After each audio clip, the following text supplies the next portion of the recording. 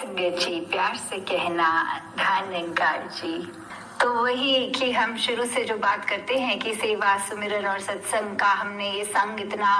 क्यों करना है, क्योंकि संतों के ही संग से ये हम और ज्यादा स्पिरिचुअल हो जाते हैं और ये लाइफ में फिर ये प्रैक्टिकल स्पिरिचुअलिटी ये इतनी स्मूथली फ्लो करती है कि फिर वो नहीं लगता कि खास कुछ एफर्ट किया जा रहा है अपने जिंदगी में, अपने रिलेशनशिप्स में किसी के साथ। तो कैसे हम ढलते रहते हैं खुद ही इस परमात्मा के एहसास से। और फिर ये बात भी आ जाती है कि जब कर ही हर कुछ परमात्मा रहा है तो हम टेंशन किस बात की लें, हम क्यों परेशान हों, तो हम क्यों कल पे कोई चीज सही नहीं हुई। जैसे कबीर दास जी ने भी कहा है, राम किया सोई हुआ, राम करे सो हुए, राम करे सो होएगा, काहे कल पे कोई। कि कैसे एक हम परेशान क्यों हो जब करता ही ये परमात्मा है। तो ये अपने हिसाब से जहाँ इतनी बड़ी सृष्टि चला रहा है तो हमारी जिंदगी का तो हर चीज पहले से ही लेड आउट है, बस हमें अपने कर्मों पे फोकस करना है, तभी जीवन सहज हो पाएगा। कि जब राइट टाइम पे हम राइट चीज एक चेतन दिमाग से अपने एक मन में एक स्पिरिचुअलिटी रखते हुए इस निरंकार के एहसास से जब अपने एक एक्शंस करते रहेंगे तो ही हमारी हर चीज विल फॉल इनटू प्लेस। तो कैसे हमने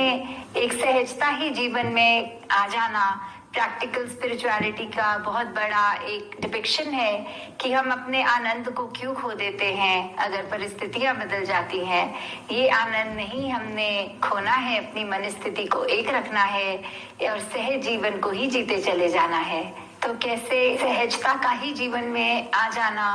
एक वही बात लाती है कि हमने अगर हर पल अपने आप को इस निरंकार के एहसास में जीना शुरू कर दिया तो हमारे एक्शंस भी हम खुद ही कंट्रोल कर पाएंगे, अपने बोल भी, कि बोली हुई बात भी कभी इतना बड़ा किसी और के मन पे घाव दे जाती है तो वो असली एक चोट से भी बड़ा एक इम्पैक्ट होता है उस चोट का मन तक जो पहुंची है इस जीव द्वारा हमारे। तो कैसे हमने फिर इतना तोल मोल के अपनी बातों को करना है और जहाँ एक ऐसी कोई अगर आर्ग्यूमेंट आ रही है जो सिर्फ हम for the sake of debate की बस अब हमने कुछ बोलना ही है तो हम आगे कहते रहेंगे, वो ऐसे डिबेट्स भी रिश्तों को खराब कर देते हैं। जैसे हरदेव बानी में भी लिखा है, निरंकार ये मौन है कितना, हम भी कम बोला करें, तोले बिन रसना से अपनी कुछ ना हम बोला करें। कि कैसे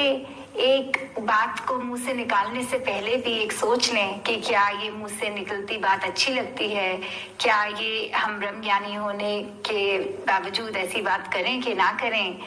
या ये बात किसी के मन तक जब पहुंचेगी या कान तक भी पहुंचेगी तो उसे कैसा महसूस होगा। तो कैसे एक ब्रह्म ज्ञानी की अवस्था तो इतनी चेतन हो जाती है इस निराकार से जुड़ के ही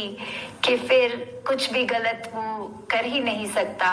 एक ब्रह्म ज्ञानी आप निरंकार वाली बात वो आ जाती है तो बिल्कुल एक एफर्टलेस, एक फ्लॉलेस, एक स्पिरिचुअल लाइफ हमारी बन जाती है। और हर चीज जब हम वो अपने जीवन में ढालते हैं वो उसका प्रैक्टिकल रूप लेती है। क्योंकि शुरू से हम अगर सत्संग भी आते हैं तो हर वक्ता जो भी बोले हैं, कुछ भी सुनते हैं, वो अपने जीवन का ही उदाहरण देते हैं कि कैसे एक हमारे जीवन में तब्दीली आ गई, कैसे हम अपने जीवन में एक चेंजेस लाए, ऐसी घटना के बारे में भी बताते हैं, ट्रांसफॉर्मेशन हो गई हमारी। तो कैसे एक प्रैक्टिकल लाइफ जीना, एक प्रैक्टिकल स्पिरिचुअलिटी हमारी ऐसे हम पल पल सीख सकते हैं सब संतों से, इस निरंकार से जुड़ के। तो कैसे चेतनता हमारे अगर जीवन में इतनी आ जाती है कि हम एक निरंकार से इस प्रकार हो गए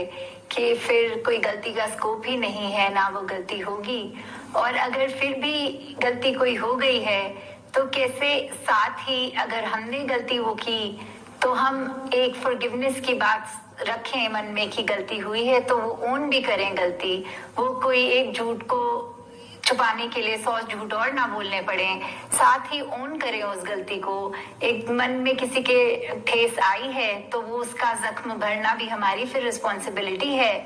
तो कैसे एक हम जहाँ समय पे बात ना छोड़ें कि कहा जाता है कि समय सब घाव भर देता है, पर अगर हम समय पे छोड़ेंगे तो हम रिस्पॉन्सिबल कहाँ हुए। अपनी गलती को हमने खुद ओन करते हुए उसकी माफी भी मांगनी है।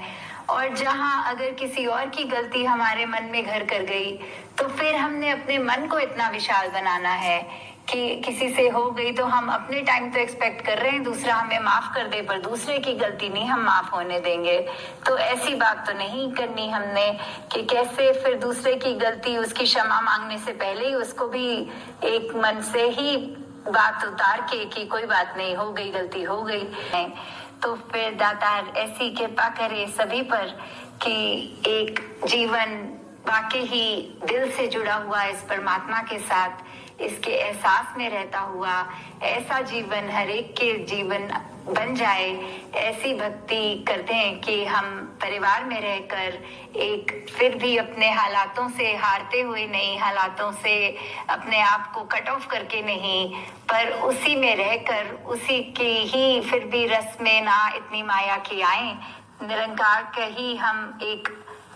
इम्पैक्ट अपने अंदर रखते हुए ऐसे जीवन को जीते चले जाएं। सत्संगत जी, धन निरंकार जी।